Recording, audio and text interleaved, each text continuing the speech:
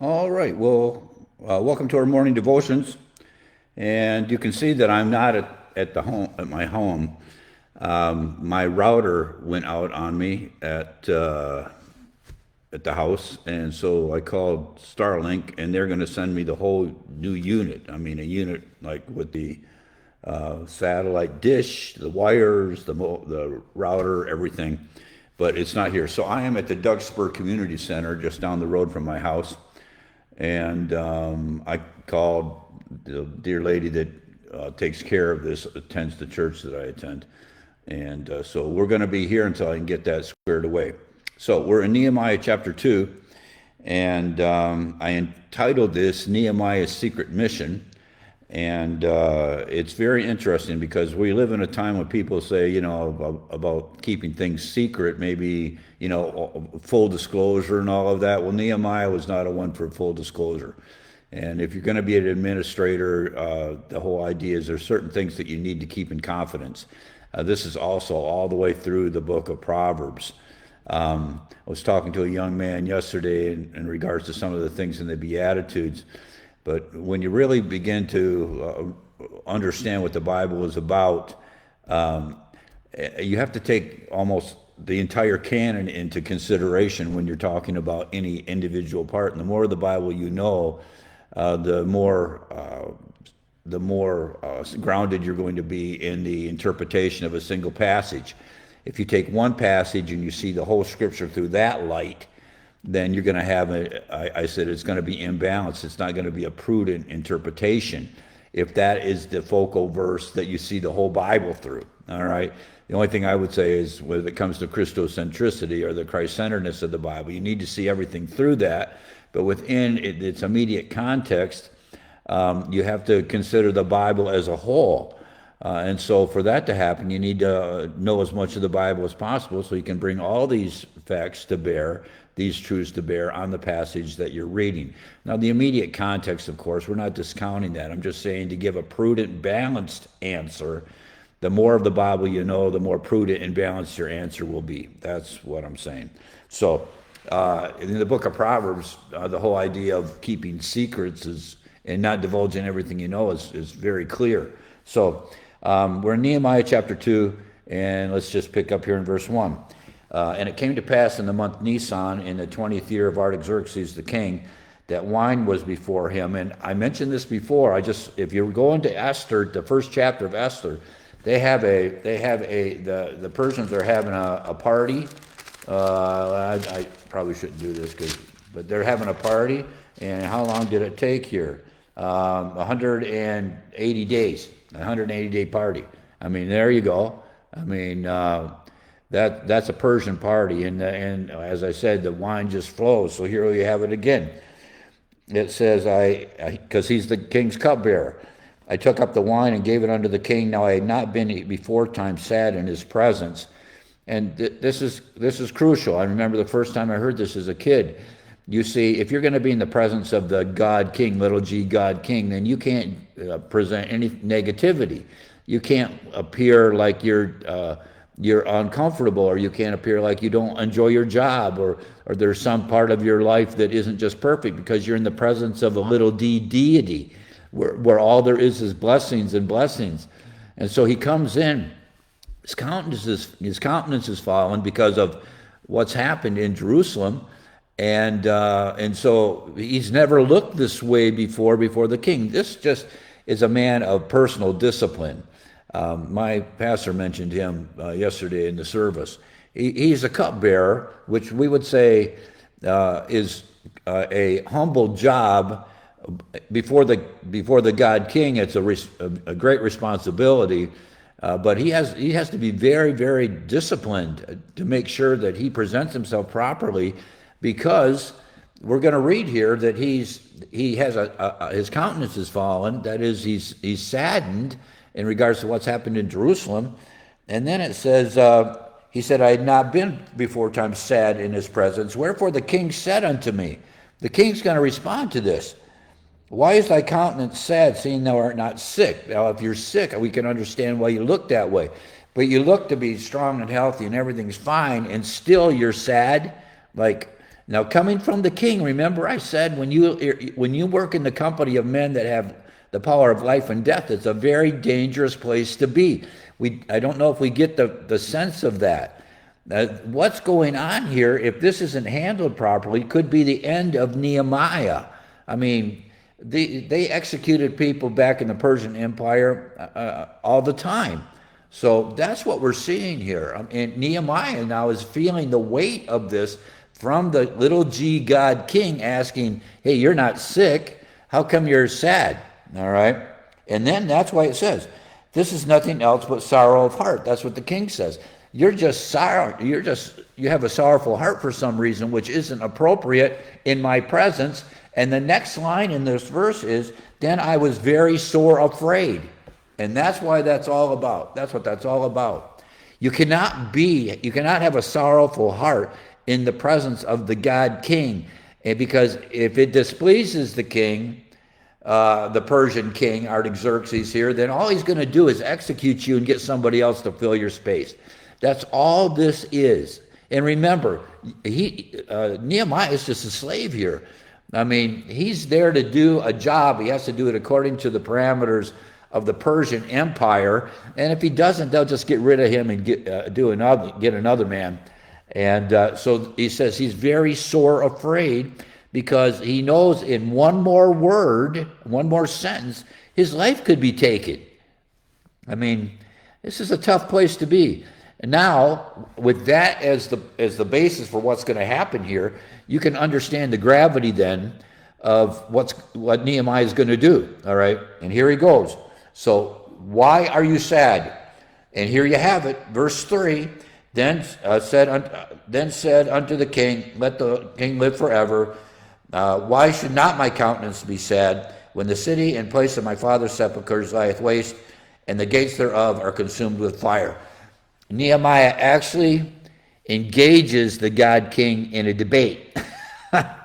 I'll tell you. He said, why are you sad? And he says, don't I have reason to be sad, considering Jerusalem's in rubble, essentially what he says. And then the king said unto me, for what dost thou make request? So I prayed to the God of heaven. And there's the verse that we look at. He said, so what can I do for you, the king says, rather than going the fearful way. God's prepared the heart of King Artaxerxes. Nehemiah responds forthrightly about why shouldn't I be sad? Well, because the king could say, because your care of how I feel comes before the way you feel about the city of Jerusalem. He didn't say that. He said, I am sad, and why shouldn't I be? Because the city of my fathers is in desolation. And then the king says, well, what can I do for you? This is not the direction Nehemiah initially thought it was going to go, because it talks about him being afraid. And now Artaxerxes is saying, how can I contribute to make this situation go away? How can we resolve this? And here's where you have the Nehemiah prayer. So I prayed to the God of heaven, and I said unto the king. And it's like, and it's just a coordinating conjunction. That's all it is. It connects two things. He said, he prays unto the God of heaven, so he's praying, and that the Nehemiah prayer was not something articulated. That's why we say when it comes to prayer, it can happen in a moment. You can be on your knees, you can be awake, you can be, you need to be awake, don't get me wrong. But you can be, as far as your body position, when I say awake, you can be driving, you can be doing other things, and still praying. And we call this the Nehemiah prayer because it's like instantaneous. It was the instantaneous power of thought, a prayer to God. Give me what I need in that instant, and I said, and there it is. And remember, for those that were with me when we started this in chapter 1, he's been praying day and night, fasting, weeping. Right, he is overcome with the need to go back and rebuild the city. So he's been in prayer, and others have been in prayer, and he's prepared his heart for this. And then here is the moment, and the moment is upon him to respond. And this prayer is now going. The king's asking, "What do you need?" All right, and so he said, so I prayed to the God of heaven. So I prayed, and I said unto the king. There it is, bang, bang. Because he's all set to go. I want you to note, too, that he prays to God, but who is God going to use to provide for Nehemiah? It's going to be Artaxerxes. It's a secondary cause. You see, we could argue about, when I pray, how is God going to respond, or how is he going to deal with my problems? Well, God could do a miracle, but he does not do miracles, regularly. He does miracles, and some would say he does regular miracles, but when I say a regular miracle, I mean without a secondary cause. He just does it, bang. And we know there's healing still goes on when God just heals people, just like that. No physicians, no interaction, just there's a prayer offered, God heals them, and they go on and they're healthy. We know that still happens. That's not what I'm talking about. What I'm saying here is, some people would say what's happening here is a miracle, when really all it is God is using a secondary cause to accomplish his will. He prays to God and he asks the king, and the king is going to supply what's necessary to get this done. God uses secondary causes. So you ask God to heal me, and then what do? You go to the doctor. We live in a world right now where you say, I'm asking God to heal me, and then they stay at home because they're waiting for God to heal me, when there is a doctor right there that can help you. God uses secondary causes, and that's what we have here. And he does this all the time. He uses secondary causes. God does not directly do it, but he is moving in the heart of Artaxerxes to do it in his behalf, so to speak. And that's, you've heard the story. You've heard the story about the guy who's drowning, and he's praying for God to help him stop drowning, and so God sends him a guy in a boat, and he says, no, God's going to save me. And then he sends a guy with a helicopter and a ladder, and he says, no, God said he was going to save me. I trust God to save me. And then God sends him a submarine, and the submarine comes, and he says, no, God said he was going to save me. And the guy drowns. And then when he gets to heaven, he said, why didn't you save me? You see, it's unjust, but he said, but God said, I sent you a helicopter, a boat, and a submarine. Why didn't you get in the boat, climb the ladder, or just stay on top of the submarine? That's what we're talking about here.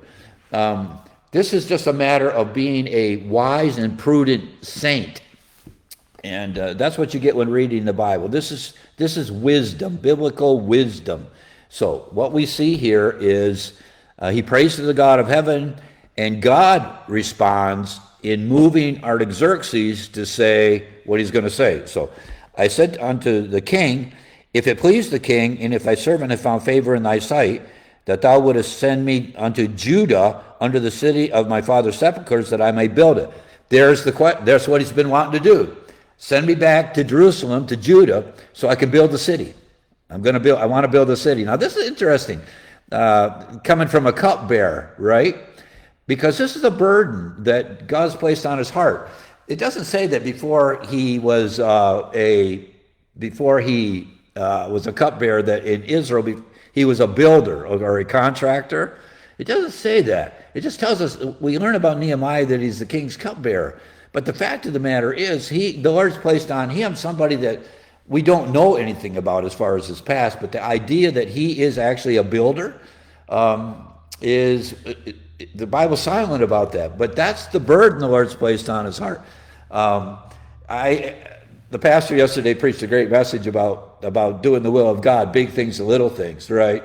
And better to do it. If you can't do it perfectly, do it poorly. I thought that was interesting too, because it's better to do it than just sit there and say we can't get it done, because our evaluation of the circumstance is not always, rarely right on track, right on the button. The idea here is, here's Nehemiah. He's the cupbearer. We don't know he's a builder, but God's placed it in him to build.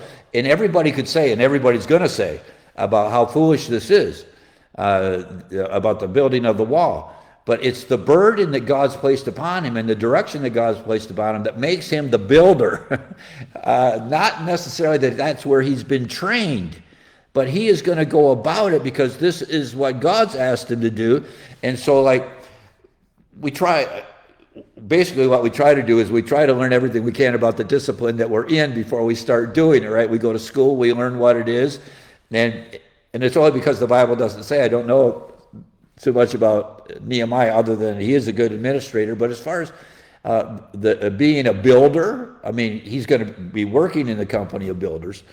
But whether or not you're actually trained in that, if that's a burden the Lord's placed on your heart, don't say to yourself, well, I have to go to school first, unless the Lord's sending you to school first. Maybe he just wants you to start right now. And that was the point of the message yesterday.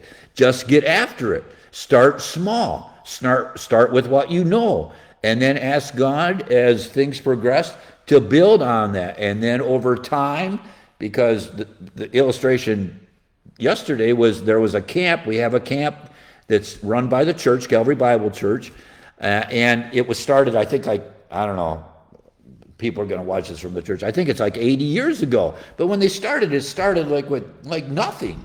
It was just crazy to get started, but they thought they should have a camp. And now there's a full camp here with a pool and property and dorms and everything. And now it went from just a handful of kids, and the summer's filled with kids at the camp. So that's the point. Just get started, and that's what Nehemiah is doing here.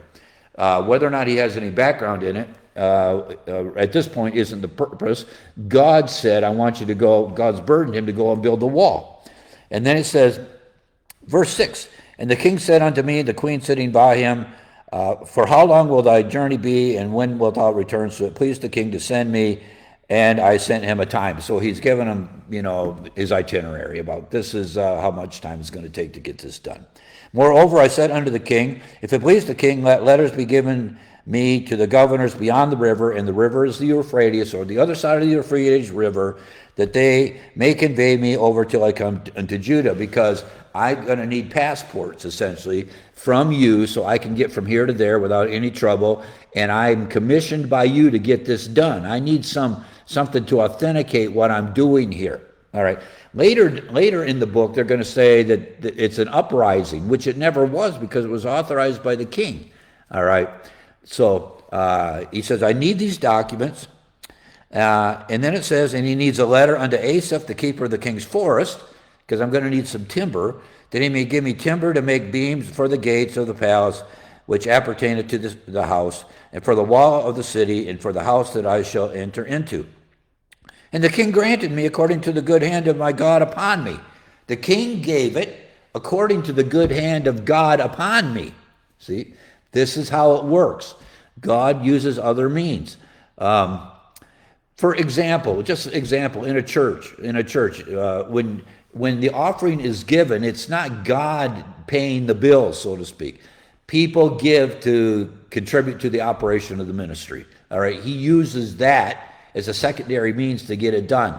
All right, I mean, rather than the whole idea of there being some. He tells you to dig in the ground and there's a gold mine in your backyard. That's the point, all right? God uses secondary causes. And then it says, then I came to the governors beyond the river and gave them the king's letters. Now the king had sent captains of the army and horsemen with me, would have been a common thing among the Persian Empire. He's on a commission. He's been commissioned by Artaxerxes, the king, so he sent him military men to make sure he gets there safely, because it's a dangerous trip. I mean, this is the nuts and bolts of getting this done. These are the details that it takes to get this done that's being provided by the king.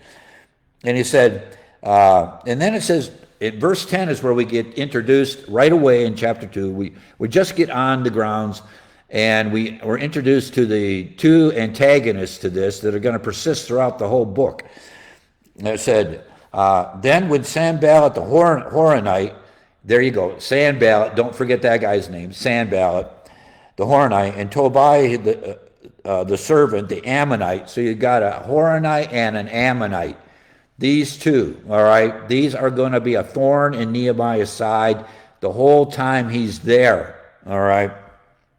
He said, when they heard of it, when they heard I was coming and this was the purpose, it grieved them exceedingly that there was come a man to seek the welfare of the children of Israel. They don't want Israel to go forward, and it grieved them to think that now they have someone here that's trying to prosper the children of Israel by rebuilding the city of Jerusalem.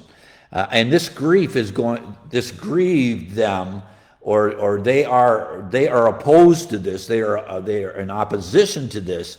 is going to persist throughout the book. And these are the guys that Nehemiah is going to have to deal with, and others, because, I mean, I'm not going to, there's too much here. But these guys are weasels, all right? And when you start something that's good for the people and good for the ministry of the word, you're going to find weasels that are going to try to undermine it. They just are there. They're sent by the devil. They're sent for their own purposes. But the whole idea is they're going to try to stop Nehemiah's progress here, even though he's been commissioned by Artaxerxes.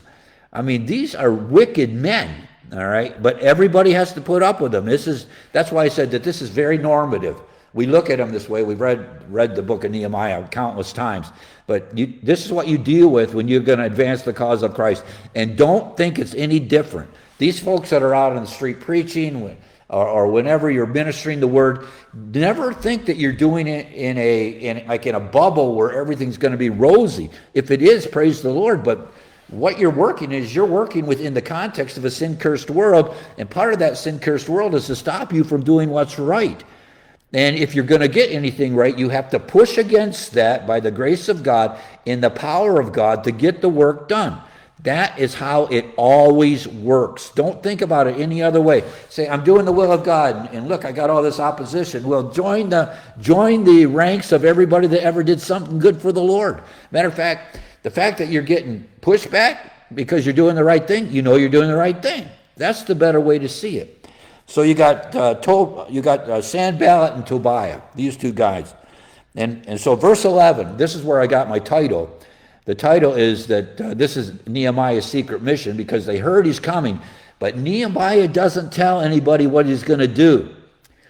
Keep confidences.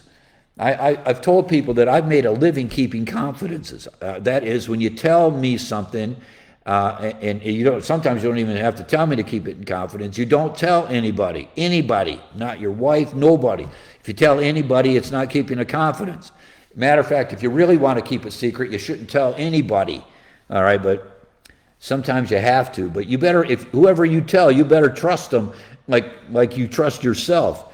Because I've told deacons this, we're going to consider this in confidence, and before I got outside, everybody else knew. It wasn't us or the deacons, it's just the person that told us to keep it in confidence was outside blabbing to the whole church. And after you say we're going to keep it in confidence, you go outside, and that's the buzz around the church. That's what I'm talking about. So Nehemiah here is keeping a confidence. He's not telling anybody. This is his secret mission, and this is what he's doing. And I would say that if you have a secret, don't tell a soul. All right. Now, if it's a criminal action, I understand that. But if it's not that, then you just keep it to yourself. Verse 11. So I came to Jerusalem and was there 3 days. So he's there in the city for 3 days. And I arose in the night. He's not even doing this in the day. I rose in the night, I and some men with me.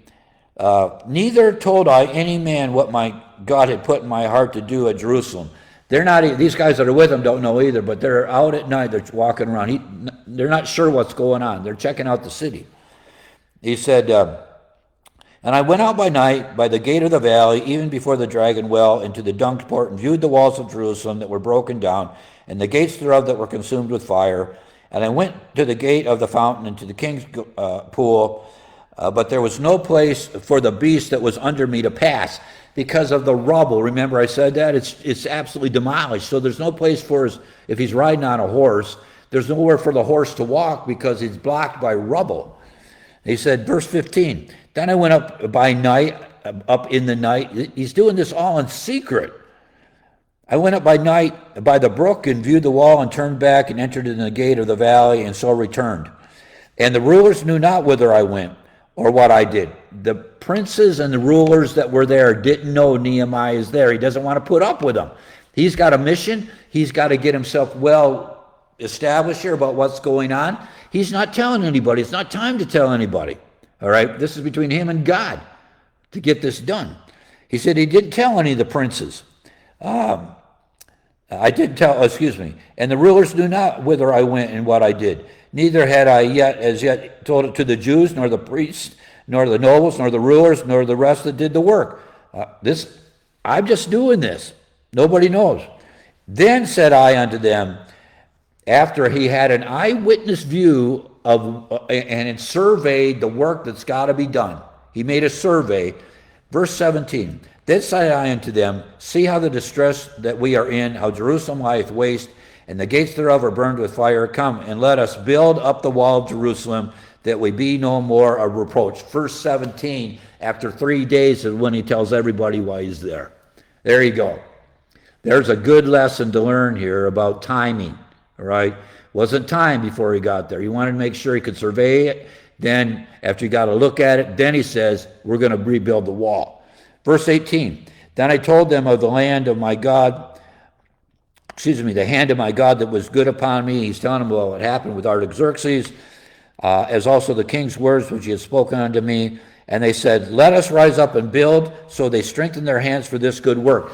They have Artaxerxes behind him. He's got the letters of commission to come over. He's got the material. He's got what's necessary to get the timber with Asaph's forestry. And he says, I'm here to rebuild it. And the people that are there say, yeah, let's get after it, because it's the will of God. They got on board. All right, that's what we see. Here we go. But when Sanballat the Horonite and Tobiah the servant, the Ammonite, and Gershom the Arabian heard it, they laughed us to scorn and despised us and said, what is this thing that ye do? Will you rebel against the king? You see, there is no rebellion against the king. They were commissioned by the king to come and do it, but they're gossips and they're rabble rousers and they're creating trouble. And people are going to say, well, maybe they're rebelling against the king. None of that's true. It's all lies.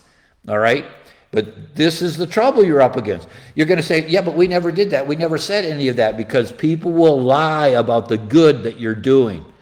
All right? That's what happens. The Bible says, let not your good be evil spoken of. And that's a wonderful thing. But oftentimes your good is evil spoken of, as we're reading right here in Nehemiah. All right? So when you read that verse next time, what do? You have a wider scope of an understanding of what the Bible is saying. All right? You don't want your good to be evil spoken of, but sometimes it is. All right? They laughed us to scorn. I mean, they just laughed and laughed and laughed, like you guys are bumbling idiots. I mean, and nobody wants to be laughed to scorn either. There's a bigger project in view. They're going to rebuild the walls of the city of Jerusalem, the mountain fortress of Jerusalem. And so laughing to scorn, I mean, especially when you know what's behind it, they're just going to press on. But this is the opposition that you're going to be, as Nehemiah was, up against. All right? Criticism, ridicule, laughing to scorn. Just stay on track. Remember that the mission that you're on is much bigger than these guys over here that are giving you this kind of grief. Verse 20, last verse. Then answered I them and said unto them, the God of heaven, he will prosper us, because this is his plan that we're fulfilling. Will prosper us. Therefore, we his servants will arise and build, because he's going to make it possible for us.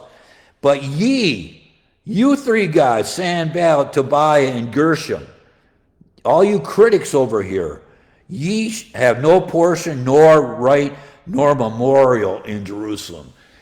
You guys are excluded from the memorial, from anything, from any record of this great work that we're going to be doing. I mean, you're just on the outs, and that's how Nehemiah deals with it. He just pushes through.